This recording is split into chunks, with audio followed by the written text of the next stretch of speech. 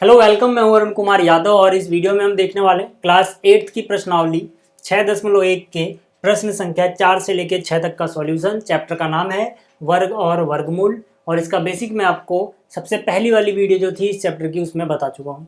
ठीक है, तो अगर आपको बेसिक सीखना है तो आप वहाँ से देख सकते हो। बहुत अच्छे से मैंने हर एक पॉइंट क्लियर किया हुआ है इस चैप्टर का।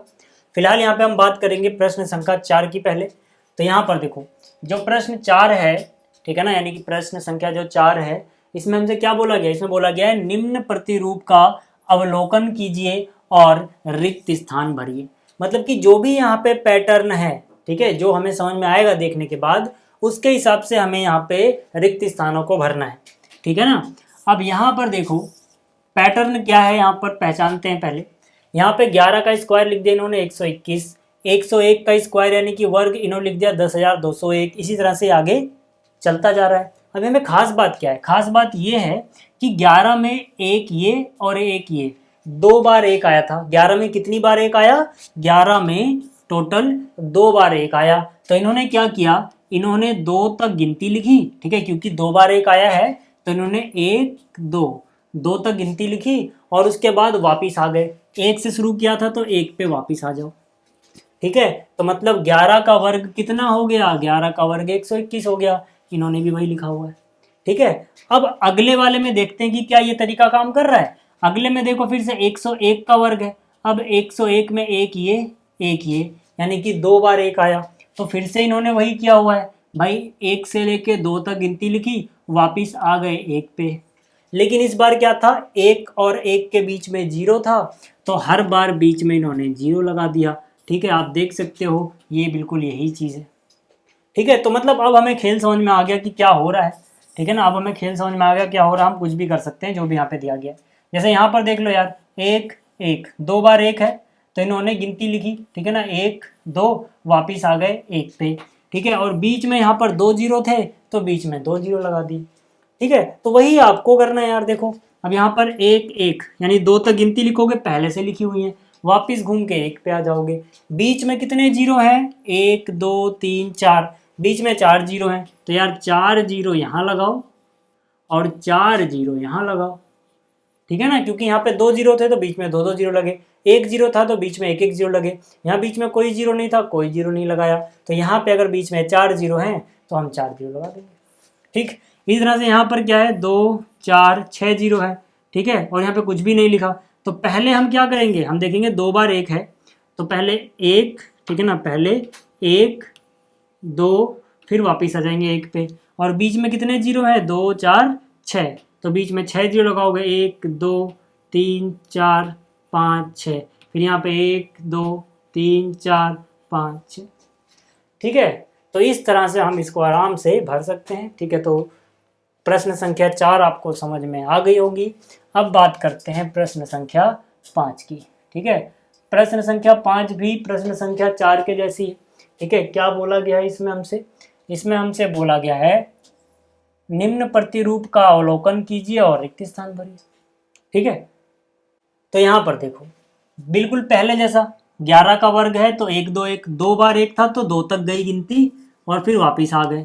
ठीक है ना, यहाँ पर भी 2 बार 1 थे तो 2 तक जाएगी गिनती, फिर वापिस आ जाएंगे। बीच में एक शून्य था तो शून्य लगा दो यार।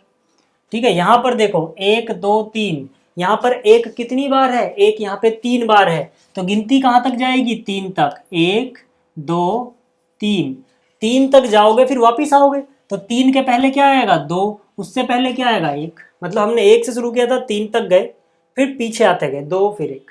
और क्योंकि यहाँ पे बीच में 1 1 जीरो है तो पहले बीच में आप 1 जीरो भी लगाओगे। देख लो यार, सब कुछ यही तो है। ठीक है, ये जो चीज़ है ये इन्होंने यही तो लिखा है। तो कहने का मतलब है जितने एक उतने तक गिनती जाएगी, फिर पीछे आ जाएंगे। अगर बीच में जीरो होगा तो उतने उतने जीरो लगा देंगे, नहीं होगा तो कोई दिक्कत ही नहीं है। तो अब मैं इसको मिटा रहा हूँ। अब अपने सवाल पे आते हैं। यहाँ पर हम क्या भर सकते हैं? देखो एक कितनी बार आया? 1 2 3 4 बार 1 आया है। तो इससे आपको एक बात तो समझ में आ गई होगी कि 4 तक जाना है फिर पीछे आना है। तो हम यहाँ पे लिखेंगे, 1 2 3 4, फिर पीछे आएंगे। 4 के पहले 3, उससे पहले 2, उससे पहले 1। अब यहाँ पे बीच में 1 1 जीरो है तो हम क्या करेंगे? भाई एक एक जीरो लगा देंगे यहाँ पे, ठीक है, हो गया।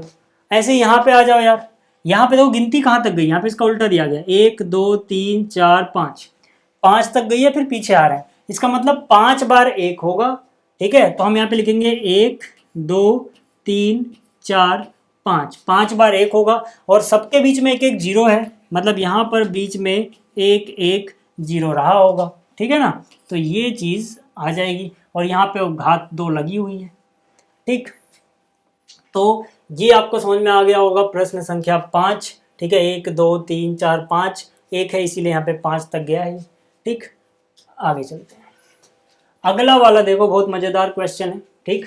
थोड़ा सा बड़ा कर देता हूँ, हो सकता है दिख ना रहा हो। क्या लिखा हुआ है, दिए गए प्रतिरूप का उपयोग करते हुए लुप्त संख्याओं को प्राप्त कीजिए, ठीक है।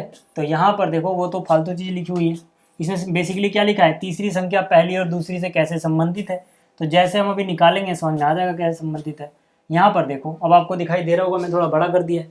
यहाँ पर क्या है, देखो यहाँ पर क्या चीज़ है, ध्यान से देखना।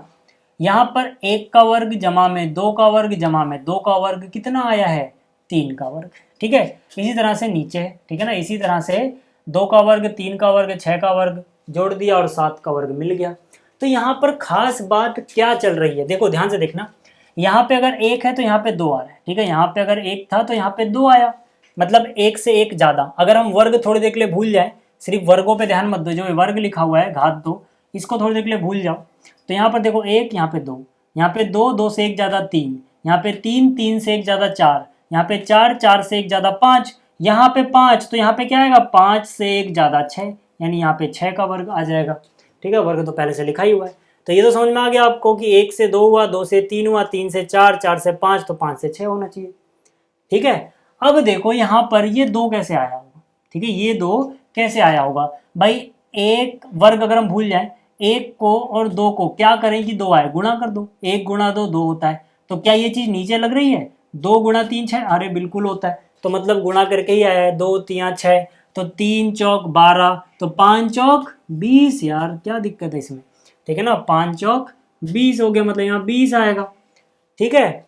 इसी तरह से 6 सत्ते 42 आएगा यार यहाँ पे, ठीक है। यहाँ पे 42 का वर्ग हो जाएगा, कोई दिक्कत ही नहीं है, ठीक। तो 42 का वर्ग तो लिखा ही हुआ है। खैर अब देखो यहाँ पर क्या आ रहा है, जो संख्या यहाँ है 2 है तो 2 से 1 ज़्यादा का वर्ग, 6 है तो 6 से 1 ज़्यादा का वर्ग, 7 का वर्ग, 12 है तो 13 का वर्ग, 20 है तो 21 का वर्ग, 30 है तो 31 का वर्ग, तो 42 है तो कितना, 43 का वर्ग, ठीक है। आप बहुत तरह से सोच सकते हो इसको, बहुत तरह से लिख सकते हो, ठीक है। तो इस तरह से ये तीनों चारों संख्याएं आपस में संबंधित है।